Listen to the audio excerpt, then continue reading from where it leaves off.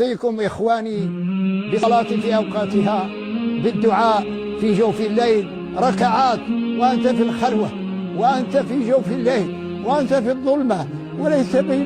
وليس بينك وبين الله إلا أن تدعوه، ليس بينك وبين الله إلا أن ترفع يديك بالدعاء. وعندما تنتهي من الدعاء وتنتهي من الصلاة،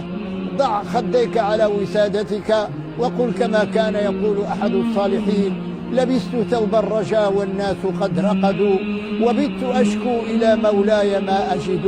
وقلت يا أملي في كل نائبة، يا من عليه لكشف الضر أعتمد، أشكو إليك أمورا أنت تعلمها، ما لي على حملها صبر ولا جلد،